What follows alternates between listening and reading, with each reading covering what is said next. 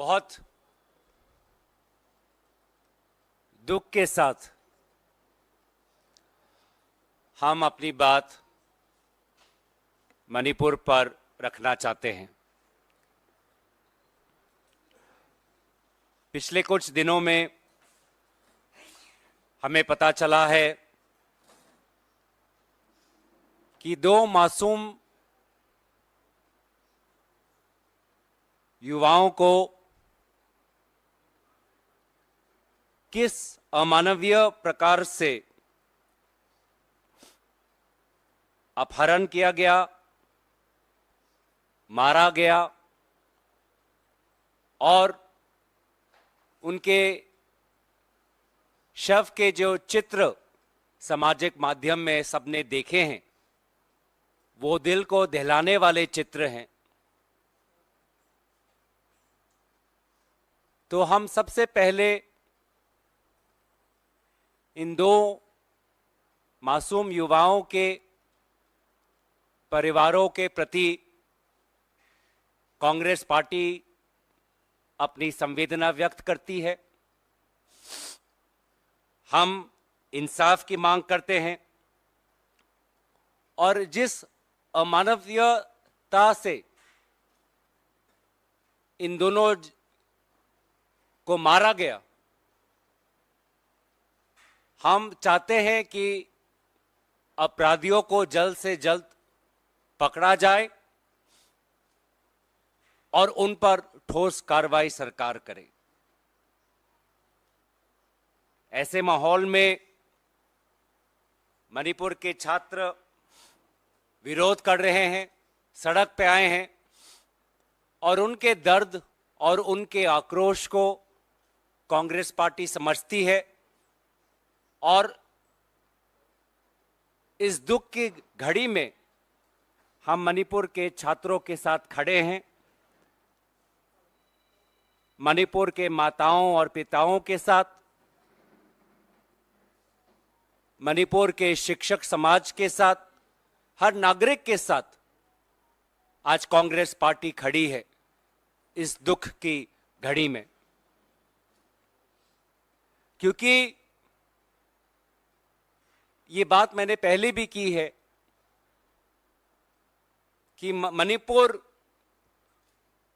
हमारे देश के किसी कोने का हिस्सा नहीं, मणिपुर हमारा देश है। मणिपुर भारत है, भारत मणिपुर है और मणिपुर में जो दर्द और दहशत फैली हुई है, वो दर्द और दहशत आज पूरा भारत महसूस कर रहा है। और ऐसे वक्त में जब मणिपुर के छात्र विरोध प्रदर्शन कर रहे हैं, उन पर किस प्रकार से सरकार पुलिस कर्मचारियों के द्वारा लाठी बरसा रही है, टीयर गैस और आंसू गैस और विभिन्न प्रकार के जो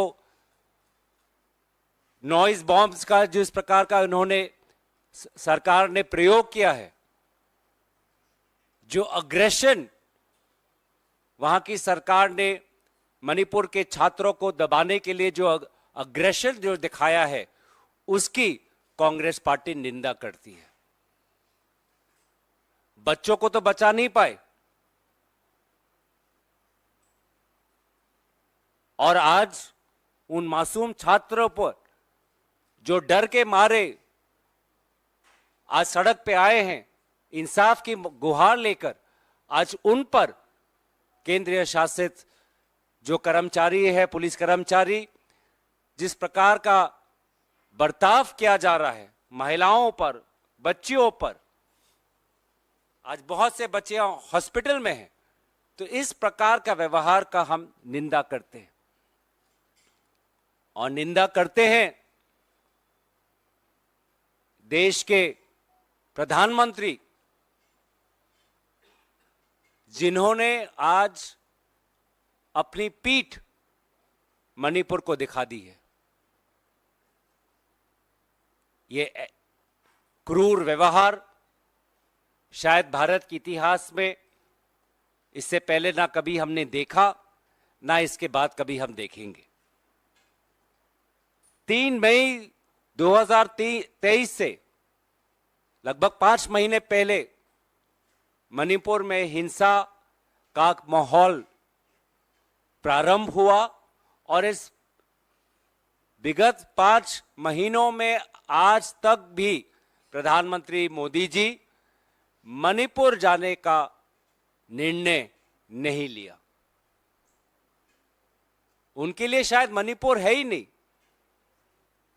जैसे वो हाथ के इशारों से अगर उनके कैमरा फ्रेम में कोई आता है उसको हटा देते हैं, शायद ऐसे ही उन्होंने कोई मानसिक इशारा अपने मन को दिया है कि वो मणिपुर के लोगों की आंसू, बच्चों का गुस्सा, महिलाओं का गुस्सा, लोगों पर जो अत्याचार हो रहा है उसको देख ही नहीं पा रहे, पूरी तरीके से नजरअंदाज कर रखा है।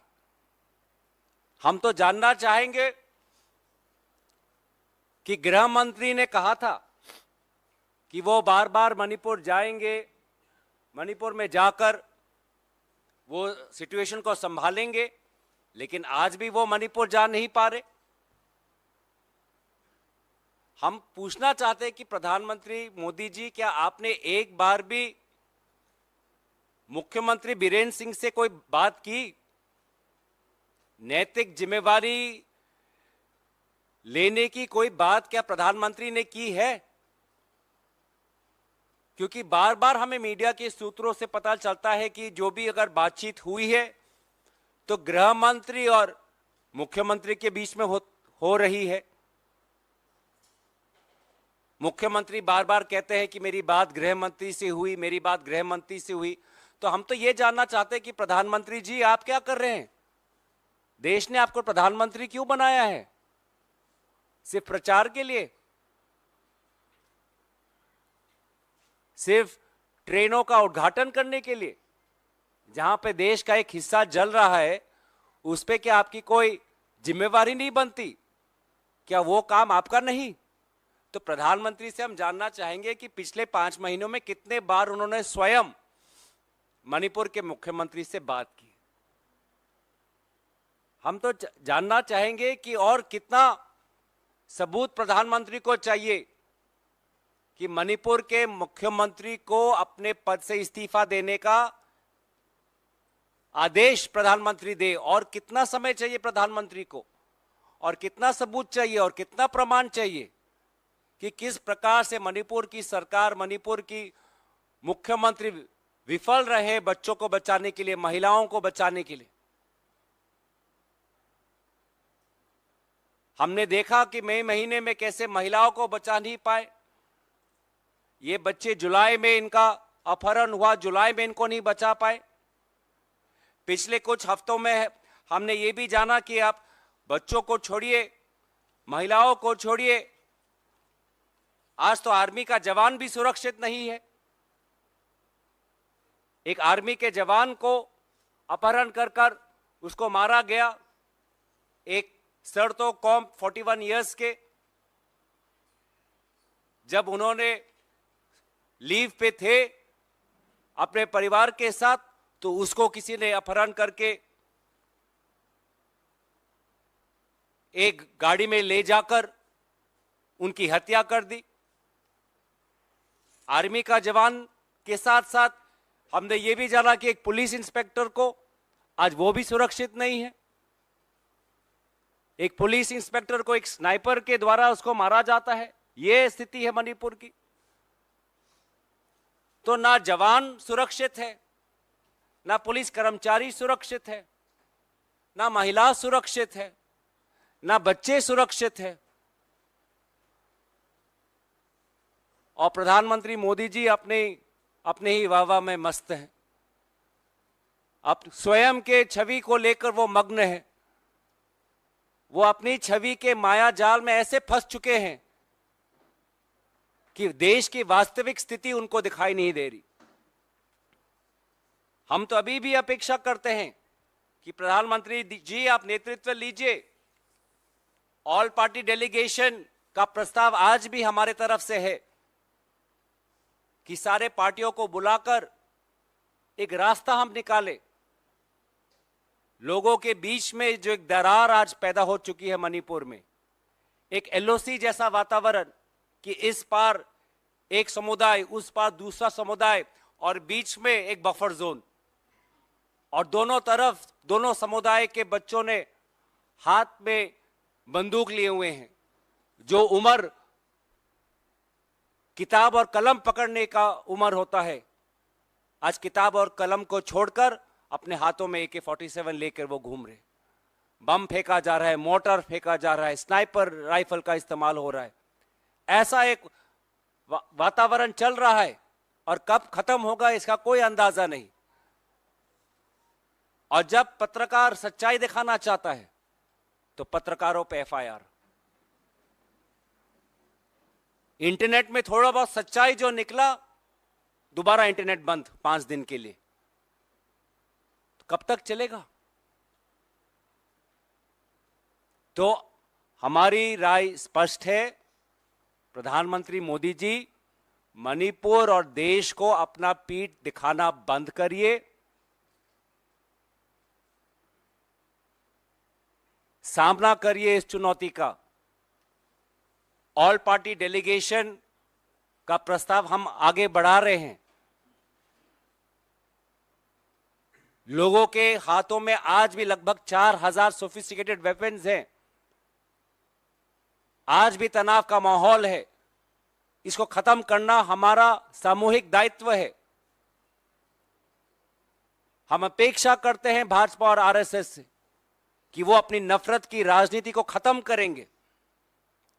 जिस नफरत की राजनीति ने आज मणिपुर में 2 मणिपुर का जन्म दे दिया है, जिस नफरत की राजनीति के कारण आज मणिपुर में बंटवारा हुआ है, और कल को जाके मणिपुर में जो हो रहा है वो देश के किसी भी कोने में हो सकता है और हो भी रहा है। तो आप लोग यही कहना चाहते हैं कि बस अब बहुत हो गया, बहुत हो गया नफरत की राजनीति, बहुत हो गया एक व्यक्ति की, विशेष व्यक्ति की छवि का प्रचार, एक विशेष दल के राजनीति का लोगों पर बुरा प्रभाव। लोग आज परिवर्तन चाहते हैं, बदलाव चाहते हैं, शांति चाहते हैं, और इसी शांति के गुहार को आज राहुल गांधी जी देश के हर कोने में लेके जा रहे हैं। इसी शांति के गुहार को लेकर आज हमारे पार्टी के सारे बड़े नेतागण, चाहे वो कांग्रेस हमारे अध्यक्ष क्यों ना हो, आदरणीय खड़गे साहब, प्रियंका गांधी जी, सभी ने अपनी चिंता व्यक्त की है। राहुल गांधी जी ने, तो हम तो यही चाहते हैं और लोग भी यही चाहते हैं कि इस नफरत के बाजार में कांग्रेस पार्टी की और इंडिया अलायंस की मोहब्बत की दुकान देश के हर कोने में, हर राजधानी में, हर गांव में, हर शहर में खुले और बंद करे इस नफरत और घृणा की जहरीली राजनीति को। तो मैं दोबारा जो हमारे 2 वो मासूम बच्चे जिनका इतनी क्रूरता से हत्या किया गया, फिजाम हेमजित 20 साल की आयु और हिजाम लिंग तोंगाम्बी जो 17 साल की थी, इन दोनों के परिवारों के प्रति अपनी गंभीर संवेदना प्रकट करते हुए इनके हत्यारों को जल्द से जल्द कानून के सामने खड़ा करें और प्रधानमंत्री मोदी जी मुख्यमंत्री एन बीरेन सिंह को अपने पद से इस्तीफा देने का आदेश दें। ये बात आज हम आपके सामने संवाद मेल में, प्रेस वार्तालाप में रखना चाहते थे। मैं संक्षेप में इंग्लिश में कहना चाहूंगा that the Congress party expresses its deep condolences to the family of Fijam Hemjit and Hijam Lingtongambi. We demand that the killers of these two innocent young civilians be brought to justice and they face the strictest punishment possible. The Congress party stands in solidarity with the students of Manipur who are protesting on the streets in a non-violent and democratic manner. We condemn the brutal crackdown of the students' protests by the central and state police forces. The central and state police forces have shown unnecessary hostility and aggression in using tear gas, smoke bombs, rubber bullets and batons to hit children between the ages of 12 to 16 years old who are only asking for justice for their two colleagues. We condemn the silence and inaction of the Prime Minister who has shown his back to the people of Manipur. In the past 5 months, he still has not visited Manipur and has not announced any intention to visit Manipur. We ask, how many times has the Prime Minister spoken to the Chief Minister and taken stock of the situation? How much more evidence does the Prime Minister need in order to sack the Chief Minister of Manipur? When will the politics of hatred and violence of BJP and RSS end?